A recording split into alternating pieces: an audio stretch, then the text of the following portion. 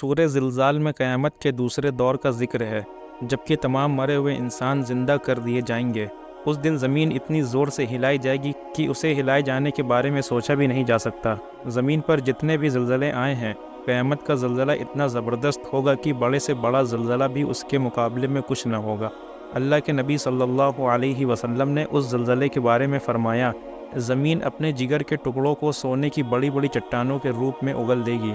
اس وقت ایک انسان جس نے مال کے لیے کسی کو قتل کیا ہوگا، وہ دیکھ کر کہے گا کہ یہ وہ چیز ہے جس کے لیے میں نے اتنا بڑا جرم کیا تھا۔ جس انسان نے اپنے رشتہ داروں سے مال کی وجہ سے تعلقات توڑے ہوں گے، وہ کہے گا کہ یہ ہے وہ چیز جس کے لیے میں نے یہ سب کیا تھا۔ چور جس کا ہاتھ چوری کی سزا سے کاٹا گیا تھا، اس کو دیکھ کر کہے گا کہ اس کے لیے میں نے اپنا ہاتھ کٹوایا تھا۔ پھر کوئی بھی اس سونے کی طرف نظر اٹھا کر بھی نہ دیکھے گا۔ اس دن زمین اپنے بوجھ باہر نکال کر پھینکے گی، یعنی مردوں کو قیامت کے دن زمین اگل دے گی۔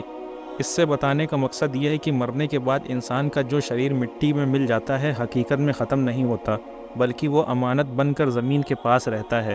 اس امانت کو اصلی روپ میں قیامت کے دن زمین حاضر کر دے گی، یعنی انسان کے جسم کے ٹکڑے ٹکڑے پھر سامنے آ جائیں گے۔ اس دن انسان قبر سے نکلتے ہی بدحواسی کی شکل میں پکار اٹھے گا کہ زمین کو کیا ہو گیا ہے، کیوں اس طرح ہل رہی ہے اور اپنے خزانوں کو اگل رہی ہے۔ اس کے بعد زمین اپنی ساری بیتی سنائے گی۔ حضرت محمد صلی اللہ علیہ وسلم نے یہ آیت تلاوت فرمائی اور پوچھا، جانتے ہو زمین کی خبریں کیا ہے؟